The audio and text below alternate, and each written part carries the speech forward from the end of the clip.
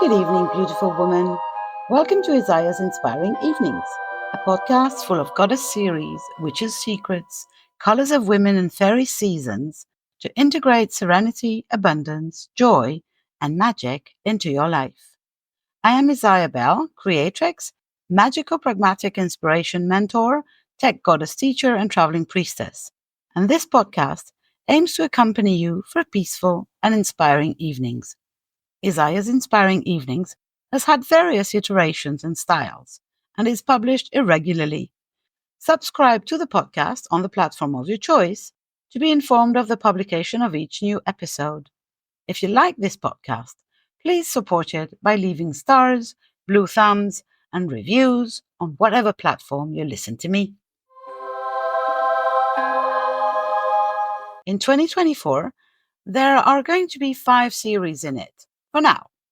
All different, all aiming to inspire the audience, all telling stories, each complementing each other. One series titled Women Lighting the Way is about women's stories, centering around the past or future speakers from the various Women Lighting the Way summits, adding to the virtual library of women's stories and providing a much-needed counterpoint to the many men's stories going around in our world of patriarchy. This is one of those episodes, and I'm happy to invite you to listen to the story of Kris Wallace, recorded in 2021, entitled Grasping the Power of My Aligned Words. Enjoy!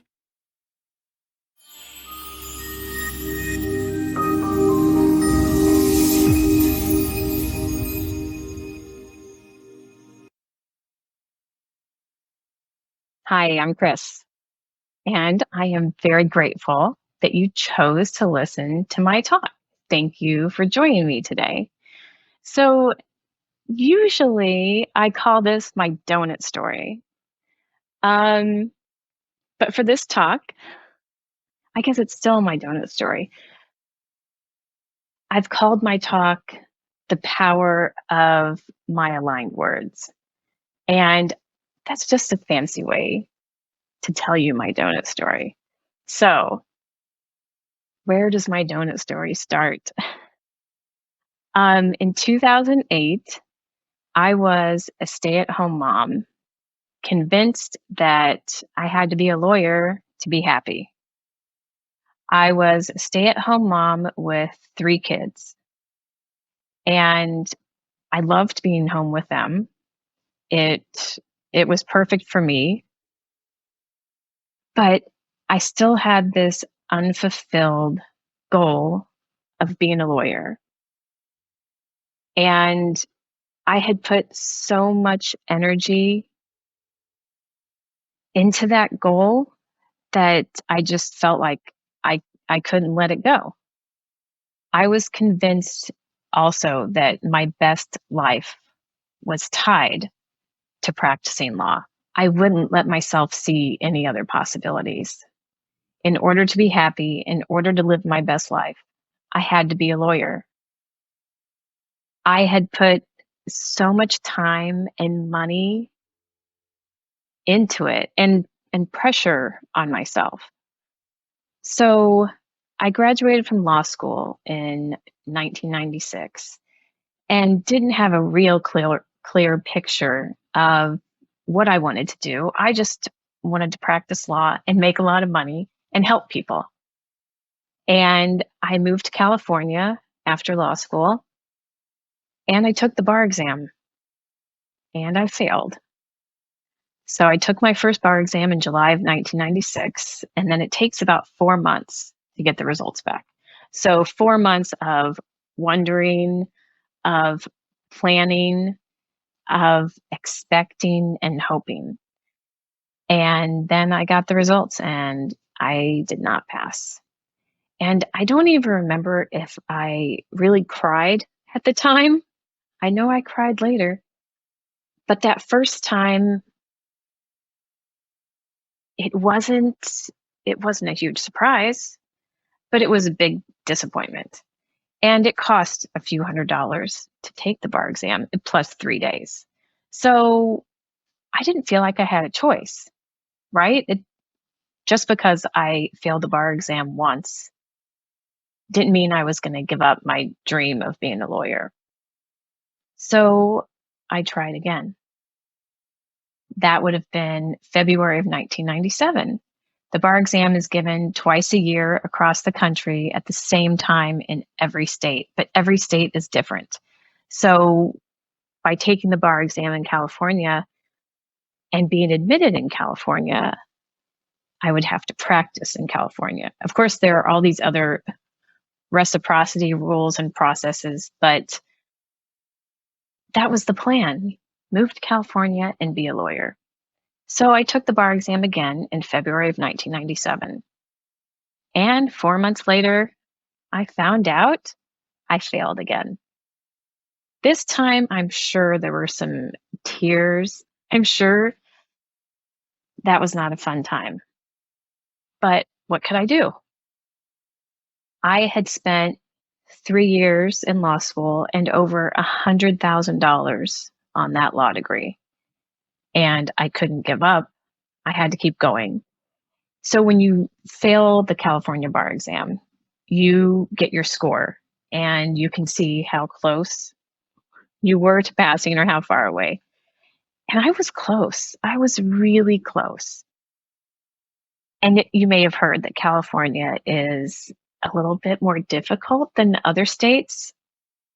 And there are a lot of lawyers in California. So what could I do? I signed up to take it again. And in the meantime, I'm trying to find work to pay for my expenses, to keep myself with a roof over my head and food to eat and a car to drive and all that. So I ended up spending 2.5 years, months, hours focused on passing the bar exam and becoming a lawyer. 2.5 years of struggle, which may surprise you, but struggle was just normal for me. From the time I was a kid, I was in struggle, that struggle mode, survival mode. My parents were never happy and always fighting. They finally got divorced when I was 7, and there was more struggle. Now I have 2 separate parents. My last name is different from my mom's name. And there was just always something new to deal with. What really bothered me is that my family didn't look like the other families of friends of mine. And I wanted that so badly. I just wanted a normal family in a house without the constant drama. And in my family, there was constant drama. People getting divorced, people having babies, people losing money, needing money. And there were always lawyers involved. The lawyers, they were in power. They had the money, they had the respect. They seemed to have it all. And I'm pretty sure, I remember my Aunt Cindy always telling me, Kris, we need a lawyer in the family. We have a doctor. My grandfather was a doctor. We have a doctor. We need a lawyer in the family. And then there was the Jackson Browne song. I think I was 12 years old, Lawyers in Love. All of this was just swirling around and really pushing me, I think, to be a lawyer. And the struggle was always there. There was just nothing seemed easy. So I'm thinking that was just my comfort zone. That's just what I knew. So high school, there was more struggle. Well, who doesn't have some struggle in high school, the drama? But then college, I knew I had to go to college. And as soon as I got to college, guess who met me there? Struggle. It seemed like I was always trying to figure out how to stay there and how to graduate. And eventually I did. I made it, I graduated, and I went to law school. Law school Started off with a little bit of struggle. How was I going to pay for this? Where was the money going to come from?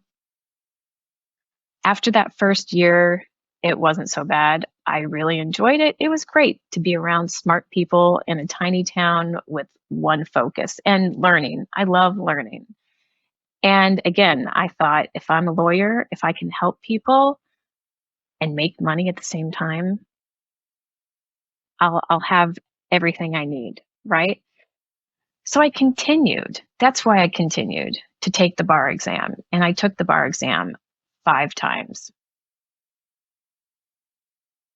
In that 2.5 years of taking the bar exam, I had a pretty cool job. And it just fell in my lap. Actually, I had an interview scheduled with the San Diego Public Defender's Office. And I got a call one day at my legal temp job that they wouldn't be able to interview me. Something had come up in my background check.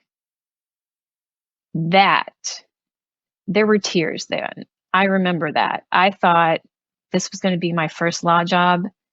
This was going to be it. I was going to be a lawyer. And then to have that taken away from me, my heart felt ripped out. It was painful. It was so painful. And at the time, I was a legal temp in a law firm. And I thought, you know what? Why spend my time here? I think I was embarrassed because the lawyers in the firm knew I had failed the bar exam before starting there. And then while I was there, I took it again and failed. And then after that public defender office job did not come through, I thought, I can't stay here. I can't stay here. I have to do something else. And this job came to me. Now I can see that the universe set me up for this job. I can see that interview being canceled was a blessing in disguise. But of course, when you're in it, you can't see it. I responded to an ad in the newspaper, and I thought it said literacy, but it was a literary agency. And I didn't even know what a literary agent was. But it was so perfect for me. I had an English undergrad degree and a law degree. And what I did was work on book projects and contracts for publishers and authors. And it was amazing. But what came along with that job was meeting new people and reading about new ideas. And this agency was in La Jolla, actually just down the street from the Chopra Center.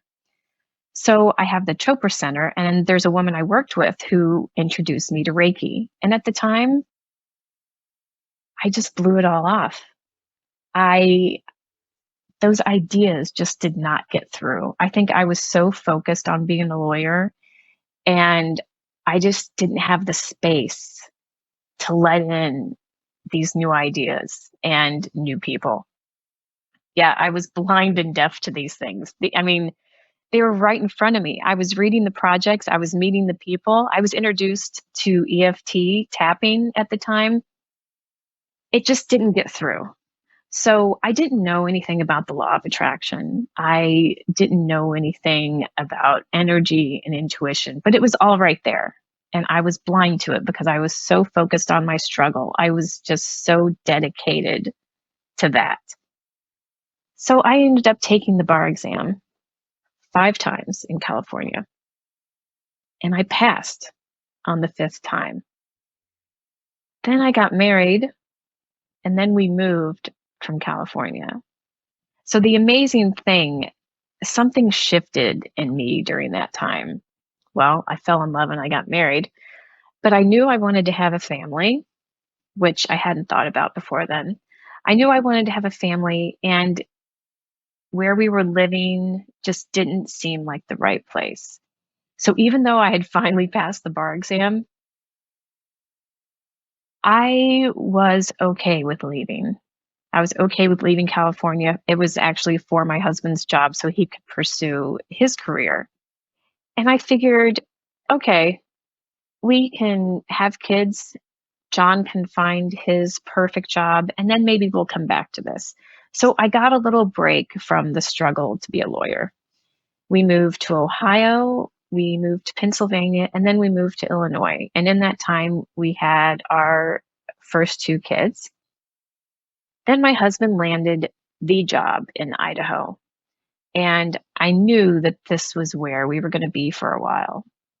So when we got there at the end of 2005, beginning of 2006, I realized, okay, I can be a lawyer. I can take the bar exam here. And this is where I can be a lawyer. So pregnant with number 3 and with 2 little kids at the same time. So that was 2006. So Max would have been 1 and John would have been 3. And I was pregnant. And I signed up to take the bar exam. And I studied, I took the bar exam, and I passed. Can you believe it? I have a picture of me being admitted to the bar, huge and pregnant, weeks away from having number 3. What a great time to try to be a lawyer, right? With 3 tiny kids at home. So for the next 2 years, I did what I could. I joined the District Bar Association. I became the secretary treasurer. I went to meetings when I could. Yeah, with 3 little kids at home and my husband working full time. I went to meetings. I went to the state bar meeting in Boise a couple times. And I was trying.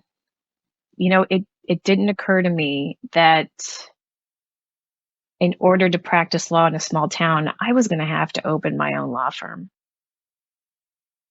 I didn't really like that idea because I had graduated law school 10 years earlier and things had been changing and things were changing, things were new that I wasn't aware of. I didn't feel, of course, like I was ready to do something like that.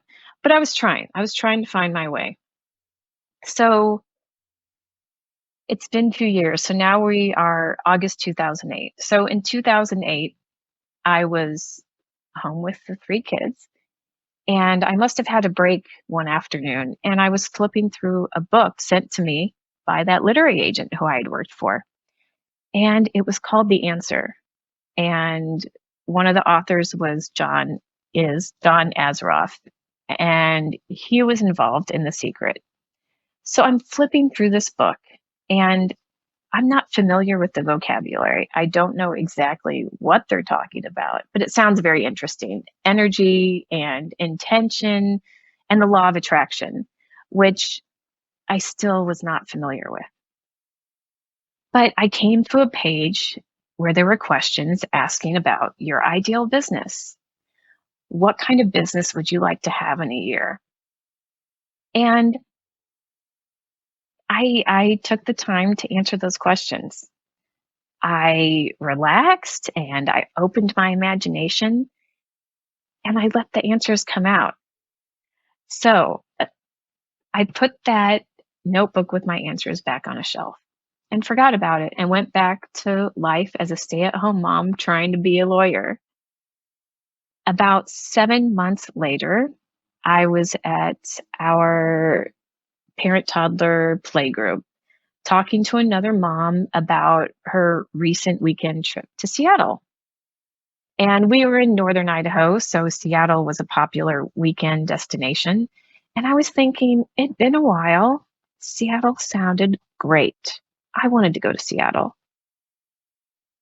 And something happened inside me, in my head and in my chest. I felt this strong urge. And I actually heard the words, go to Seattle. This feeling stayed with me for a while. And I thought, I just really wanted to go to Seattle. But what's strange is right after playgroup, I went straight home and I booked a hotel for the weekend without even asking my husband. So I felt it and I followed through and I booked this trip. And that weekend we went to Seattle, loaded up and hit the town. We did all the normal stuff. We went to the aquarium. We went to the first Starbucks. We took a ferry ride. And of course, we went to Pike Place. This time we went to a new section of Pike Place. If you've been to Pike Place, you know there's the open air market, but then there are all these staircases and hallways and different shops. We went to a new area and I found a mini donut stand. What's so funny, when we moved to Moscow, Idaho, I noticed, I was pregnant. I noticed right away there's no donut shop. How can you have a town like this, a college town, no donut shop? No donut shop anywhere around there. So I find this donut stand and it was so amazing. This machine was popping out mini donuts and I loved it. It was awesome. We stood there for an hour watching this machine. I remember taking a picture with my flip phone. And immediately I thought, we need this at farmers market. Moscow has a great farmers market. This would be perfect because I knew I have little kids. We go to farmers market. There were no little food items, inexpensive food items to give kids to share. It was all like adult, expensive grown up stuff. So that's all I talked about on the way home was wanting that donut machine and setting up at farmers market. 5 weeks later, I did that. 5 weeks later, I had a machine.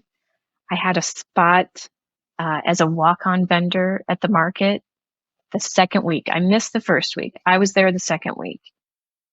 And I was making money. I had even written up a business plan and tried to get a business loan. And I was told, no, that'll never work. So I didn't get the brand new machine that I wanted. I got a used machine. And where did that money come from? I think it was $2,500. The universe delivered that money to me. It was, we found a small retirement account that we, I don't know, forgot about, I guess. And everything just worked out. In 5 weeks, easily, in 5 weeks, I set up at farmers market. Not 10 years, not 5 years, not even a year, 5 weeks. And it was so easy. There was no struggle there at all. And the donut thing was so perfect for me and my family. I was home with my kids all week. And I'm sorry, at this time, I was pregnant with number 4. So I had a 1-year-old, a 3-year-old, and a 5-year-old. And I was pregnant with number 4 when I started this. And it still worked. I was home all week with my kids. And then on Saturday mornings, my husband would load up the stuff, drive it downtown, and set up.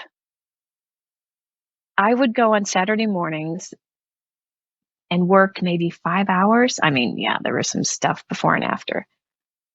But for 5 hours, and I would come home with a pile of cash. And it was so much fun. Can you imagine how much fun it is to sell mini donuts at a farmer's market? I was meeting new people. I was meeting new families. I was bringing home money, and it was easy. And it was awesome. So I did that for 2006. I did that in 2000, or no, I'm sorry. I started that in 2009. So 2009 season, 2010, 2011. And farmers market goes for 6 months and then 6 months off. How great is that? So 2011, it was November, and I was decluttering and I was cleaning up my house and going through notebooks. And I pulled this notebook off the shelf and I opened it. And at the top of the page is written the answer. On the second page, 1 year from now, August 2009, my business. And I started reading these descriptions, these answers that I had written. The heart of my business involves activity, physical and mental interests, allows time with my family, doesn't take time away from my family, provides a valuable service to the community and helps others, provides an outlet for fun for customers, makes me smile, makes others smile. The anti-office. I wrote that, the anti-office. My business is making a difference through it. I make other families happy. They look forward to their time together. Making the community healthier. Makes my family happier, more financially secure. I get to express my creativity. And I read these words. What else did I write? At the end of the day, I feel satisfied, relaxed, curious, excited about tomorrow and the next year. And I read that and holy shit. Holy shit. What did I do? I didn't know what had happened. I was blown away. I was blown away. Now, of course, I know what happened. I allowed myself to see other possibilities. It was in a sneaky way, though, right? I gave myself the space and the time to imagine, to daydream, and to let my truth come out. That was my truth. I wanted time with my family. I wanted a creative pursuit. I wanted an income, but I wanted it in a way that worked with my life. And being a lawyer, I'm sure some people do it very well, but it would not have worked. It would not have aligned with my truth. From the time I was a kid, I just wanted a normal family in a normal house. I wanted a happy family that was provided for, no financial struggles, not knowing where, I don't know, where the rent is going to come from if I was going to be living in the same apartment and going to the same school next year. I didn't want that for my family. I didn't want it for my kids. And I had it. I was in a great house with my family, with my husband, with my kids. It was perfect for me. It was perfect. I was blown away. And that's when I started to look into the law of attraction. That book, The Answer, I started going through that and reading more about it, reading more about um, the universe and energy and intuition. I didn't realize that in 2008, when I got that urge to go to Seattle, that was a message from the universe. The universe had responded to what I had written. And in divine timing, that was 7 months. And that was divine timing. If it had called me to go to Seattle in September of 2008, if I had seen that mini donut stand, actually, I couldn't have done that because I was training for a marathon. I ran the Portland Marathon in 2008, and then I got pregnant. But when I went to Seattle in March, I was done with the marathon. I was pregnant, and I had that urgency. I knew the market was going to be starting in May. I saw that donut machine, and it just all came together. It was so easy, no struggle at all. So that was a pretty cool awakening for me. And in 2012, I don't know if this was a message. Oh, of course it is. Everything is. In 2012, I opened a donut shop, and that still worked with my family. You know, kids going to school, preschool. I set my hours around my family, and it worked for me. It worked for us, and it was great. So I had a shop in 2012. I was still doing farmers market, but I don't think I gave my story the credit that it deserved at the time. You know, I thought it was pretty cool, and I kind of looked into these things, but I was still a little unsure. Then in 2014, I got an email that I thought was spam, deleted it. I kept deleting these emails until finally somebody called me. The producers of a cooking competition show, Donut Showdown, called me. They invited me to come compete in Toronto. So Donut Showdown is aired on the cooking channel, which is Food TV Canada. I was blown away, right? Everybody watches these shows at home and thinks, oh, if I had that, I would do this. And it was crazy. It was crazy. I flew to Toronto to tape this show, and this was the second season. The first season I had seen with Canadian judges, and I was not familiar with any of them. This time, when they introduced me and I walked out and I looked up at the judges, I knew them. One of them was Duff Goldman. Another was Elizabeth Faulkner. Wow. And was I feeling the imposter syndrome then? Heavy, heavy, heavy. But you know what? I won. Is that crazy? I won Donut Showdown and I won $10,000. And then I had to wait a year to tell anybody because it took that long for it to air. But in 2015, I let my imagination open me up to new possibilities again. My husband wasn't very happy in his job. And I thought the donut thing had kind of run its course, and I was ready for something new. And we decided we wanted to buy a campground. So my husband could work outside, I could work inside, we could make donuts for campers. So we sold everything in Idaho. We sold the donut shop, our house, our cars. We bought an RV, took the kids out of school, got in an RV and drove around the country for a year looking for our campground, looking for our next spot. We didn't find that campground, but then we ended up as work campers in Las Cruces, New Mexico. And in 2017, we put the kids back in school and we were work campers at a KOA. It didn't take that much time from our schedule to be work campers, and our bills were paid with that job. And so I was looking for my next round of fun.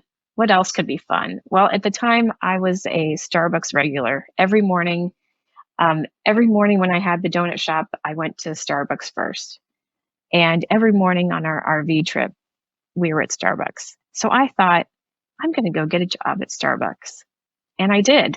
And yes, I was twice as old as everybody else who worked there, but it was a lot of fun. I wrote an ebook about it. And then, no idea that this was a possibility, I was awarded Partner of the Quarter. Wow, I was just having fun. And in having fun, I was doing a really great job.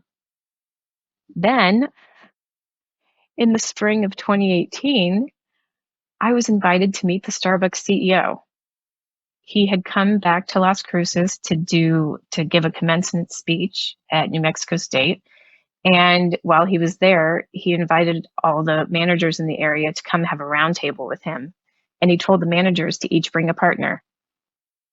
And my manager chose me, right? Because I was so enthusiastic and I love Starbucks so much. And next thing you know, I'm meeting the CEO. Like, how cool was that? Then we left Las Cruces and we came to Minnesota. And I started working at Starbucks here in Minnesota, which again was a lot of fun. I loved it. But the universe had something else planned for me, and donuts showed up again. So I used to take public transportation from St. Paul to downtown Minneapolis. And there was a bit of a crazy morning one day on the Green Line, and I decided I am not riding this Green Line to work anymore. I'm driving and I don't care how much parking costs. A month later, a donut shop offered me an assistant manager job with free parking, a set schedule, and a raise. And I said yes. It was great for the 2 months that it lasted. 2 months later, that job ended. Now I can look back at that experience and not beat myself up. I put my trust in the universe, and I knew something else was coming. I knew something else was possible. I knew I had been set up again, and I knew that this was the only way to get me away from Starbucks. So that was 2019. In early 2020, I decided the universe is going to support me and I'm going to hire a business coach. And I hired Joanna Hunter. and I became a part of the Divine Planning Abundant Profits group, which has brought me new people, new women to share this experience with. And then the pandemic hit, and the universe supported me again. So now I am following my fun again, and I know it's going to take me to amazing places. So there are two things that I hope you take away from my talk today. One, fun equals alignment. When you're doing something that is fun, when you're doing something that you love, you are in alignment. And two, when you're in alignment, the universe knows it. The universe supports you. The universe sends all of its support to you, all of its guidance. You just have to be ready to say yes. So if you're struggling with something right now, if you're focused on that one thing that you think holds the key to your happiness, take a deep breath. Take a deep breath. Put your hand on your heart and listen for your truth. Your truth is in there. You just have to let it out. So what stories are you telling yourself right now? What story are you buying into? The story I was buying into was that my best life was tied to me being a lawyer. I had to be a lawyer. My friends, my family, they expected it. That $100,000 bill for law school, I know it's crazy. It's crazy. But sometimes that's just not the right thing. Sometimes the logical thing is not the right thing for you. Donuts, the sprinkles, donuts represent magic to me now. Donuts opened me up to a whole new world. They opened me up to so many new possibilities. And I am so grateful. I am so grateful for donuts. And right now I'm ready for my next miracle. I'm ready for my fun to lead me to my next miracle. Thanks for joining me. Thank you.